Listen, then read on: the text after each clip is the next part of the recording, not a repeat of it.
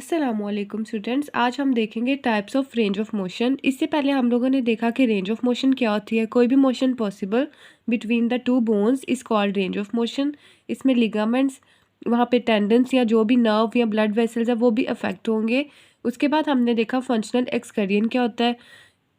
For example brachialis की help से, जो कि एल्बो फ्लेक्सर है, बाइसेप्स कर्ल जब आप करोगे तो बाइसेप्स की शॉर्टनिंग को आप लोग फंक्शनल एक्सकरियन कहते हो।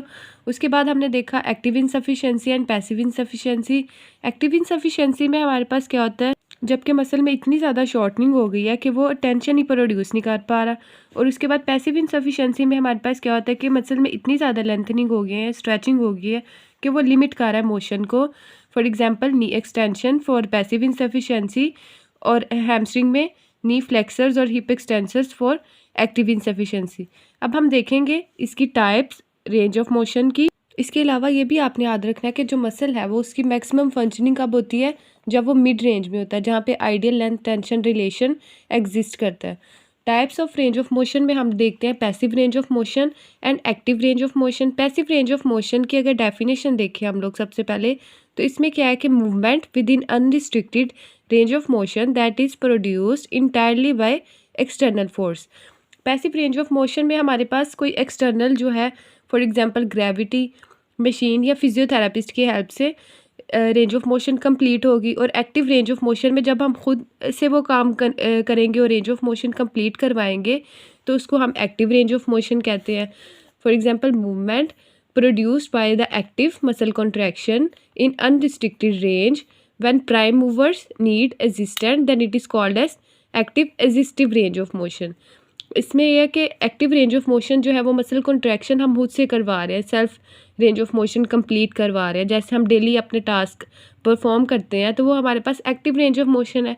लेकिन अगर प्राइम मूवर्स को किसी असिस्टेंस की ज़रूरत होती है तो उसको हम कहेंगे active assistive range of motion. इसकी गोल्स देखें हम लोग, तो इसके गोल्स में सबसे पहले हमारे पास आ रहा था कि ये हीलिंग को मेंटेन करता है, इलास्टिसिटी को मेंटेन करता है और मोबिलिटी को मेंटेन करता है बाय एग्जिस्टिंग सर्कुलेशन। इसके बाद आपने एक ये बात याद रखनी है कि पैसिव रेंज ऑफ मोशन जो है वो सिर्फ एग्जिस्ट करता है, सर्कुलेशन को इंक्रीज़ नहीं करता। उसके बाद ये है कि इन्हेंस करता है साइनोवियल मूवमेंट को, ताकि वो न्यूट्रिशन प्रोवाइड कर सके वहाँ पे एरिया में जो कि इमोबिलाइज है। इनहिबिट करता है पेन को और कॉन्ट्रैक्चर्स को। उसके बाद हम गोल्स देखें एक्टिव रेंज ऑफ मोशन के, तो इसमें क्या है कि प्रोवाइड करेगा सेंसरी फीडबैक, डिवेल्प करेगा मोटर स्किल्स वहाँ पे, मेंटेन करेगा इंटेग्रिटी और इलास्टिसिटी को। अब ये जो है passive range of motion exist कर रहा था, तो एक्टिव रेंज ऑफ मोशन जो है इंक्रीज़ करेगा सर्कुलेशन को। फॉर वीक मसल स्ट्रेंथनिंग करेगा वहाँ पे। एरोबिक कंडीशनिंग प्रोग्राम में हम इसे यूज़ कर सकते हैं। इमोबिलाइज पार्ट जो है उसके अबव और बिलो हम लोग इसे यूज़ कर सकते हैं to prevent the deep venous thrombosis, जो कि बेसिकली इमोबिलाइजेशन में आफ्टर फ्रैक्चर या आफ्टर सर्जरी पोस्ट ऑप हो जाता है, जिसकी वजह से फर्दर आगे पल्मोनरी कॉम्प्लिकेशंस हो सकती हैं और इम्बोलस में वो कन्वर्ट हो सकता है। That's why active range of motion perform करवानी है उसके प्रॉक्सिमल और डिस्टली, ताकि इमोबिलाइजेशन में डीवीटी के चांसेस कम हो सकें। अब हम पैसिव रेंज ऑफ मोशन को कब यूज़ कर सकते हैं, इसमें सबसे पहले हमारे पास एक्यूट इन्फ्लेमेशन, जिसको 2 to 6 डेज़ आफ्टर इन्फ्लेमेशन है। कोमाटोज है कोई पेशेंट, सर्जरी पोस्ट ऑप के बाद, एग्जामिन करना लिमिटेशन बाय द थेरापिस्ट, और प्रिसीड करना पैसिव स्ट्रेचिंग और डिमॉन्स्ट्रेट करना एक्सरसाइज प्रोग्राम। फॉर एग्जांपल अगर कोई थेरापिस्ट है, उसने देखना है कि मूवमेंट कोई लिमिटेड तो नहीं है, उसके अलावा अगर कोई होम एक्सरसाइज प्रोग्राम बताना है तो उसके लिए भी हमने पैसिव रेंज ऑफ मोशन पहले परफॉर्म करनी है पेशेंट पे, ताकि उसको समझ आ सके कि उसने कैसे वो सारी मेंटेन करनी है। देन हम अगर इसके लिमिटेशंस देखें तो पैसिव रेंज ऑफ मोशन जो है वो एट्रोफी को प्रिवेंट नहीं कर सकती, ना ही ये इंड्योरेंस को कुछ करेगी, और सिर्फ एग्जिस्ट करती है, सर्कुलेशन को इंक्रीज़ नहीं करेगी, वो एक्टिव रेंज ऑफ मोशन करते हैं। और एक्टिव रेंज ऑफ मोशन की लिमिटेशंस देखें तो इसमें हमारे पास आ जाता है कि स्ट्रेंथ पे इसका कोई नहीं होता, क्योंकि स्ट्रेंथ आपको पता है कि अगर हमने स्ट्रेंथ इंक्रीज़ करवानी है तो हम लोग रेजिस्टेंस एक्सरसाइजेस परफॉर्म करवाएंगे, जो कि रिपीटिशन इसमें कम होगी और इंटेंसिटी ज़्यादा होगी। और स्किल और कोऑर्डिनेशन के ऊपर एक्टिव रेंज ऑफ मोशन का कोई इफेक्ट नहीं होता।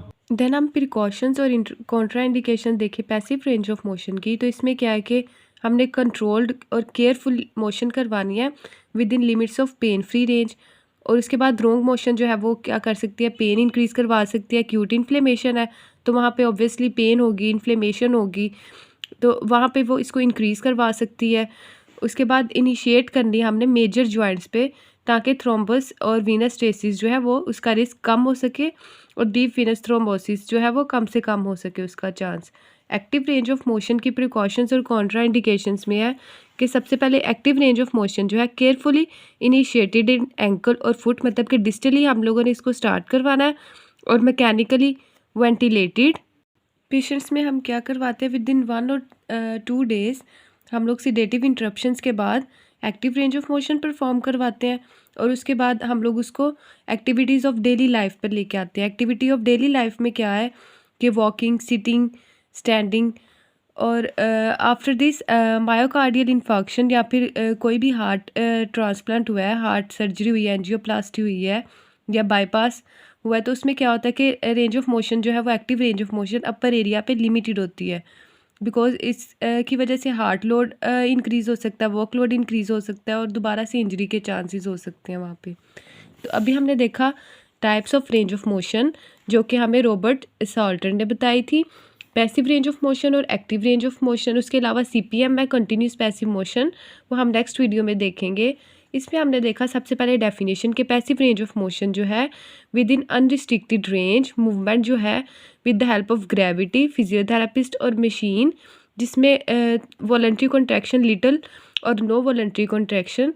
But active range of motion जो है वो एक्टिवली जो है हम परफॉर्म करवाते हैं डेली लाइफ में, जो हम कोई भी काम करते हैं, तो इन अनरिस्ट्रिक्टेड रेंज उसको हम एक्टिव रेंज ऑफ मोशन कहते हैं। लेकिन अगर मसल वीकनेस है और उसको वहाँ पे एजिस्टेंस चाहिए तो उसको हम लोग एक्टिव एजिस्टिव रेंज ऑफ मोशन कहेंगे। देन हमने देखा कि goals of passive range of motion, तो ये हीलिंग को मेंटेन करेगा, इलास्टिसिटी और मोबिलिटी को मेंटेन करेगा, सर्कुलेशन को एजिस्ट करेगा, साइनोवियल मूवमेंट को इन्हेंस करेगा, उसके अलावा पेन और कॉन्ट्रैक्चर्स को वहाँ पे इनहिबिट करेगा उस एरिया में। लेकिन एक्टिव रेंज ऑफ मोशन जो है वो क्या करेगा, प्रोवाइड करेगा सेंसरी फीडबैक और मोटर स्किल्स, मेंटेन करेगा इंटेग्रिटी और इलास्टिसिटी, सर्कुलेशन को इंक्रीज़ करेगा, वीक मसल की स्ट्रेंथनिंग करेगा। एरोबिक कंडीशनिंग प्रोग्राम में हम इसे यूज़ कर सकते हैं। इमोबिलाइज पार्ट के अबव और बिलो रीजन्स में हम इसे अप्लाई कर सकते हैं टू प्रिवेंट DVT या डीप वीनस थ्रोम्बोसिस। उसके बाद इसकी कुछ लिमिटेशंस है कि पैसिव रेंज ऑफ मोशन जो है हम लोग एट्रोफी जो है उसको प्रिवेंट नहीं कर सकता, इंड्योरेंस पे इसका कोई इफेक्ट नहीं होता, और ये सर्कुलेशन को सिर्फ एजिस्ट करता है, इंक्रीज़ नहीं करता।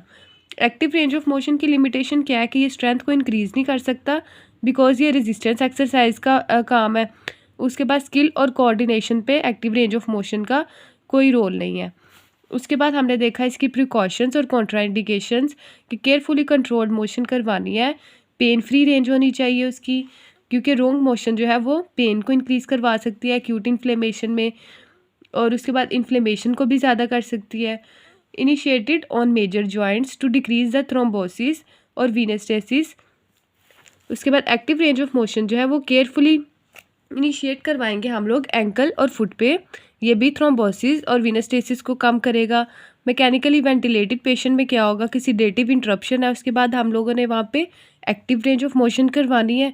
एक्टिव रेंज ऑफ मोशन के बाद हमने उसको ADLs पे लेके आना, मतलब activity of daily life perform करवाने हैं, जैसे सिटिंग, स्टैंडिंग या कोई भी काम वो जो डेली लाइफ में होते हैं।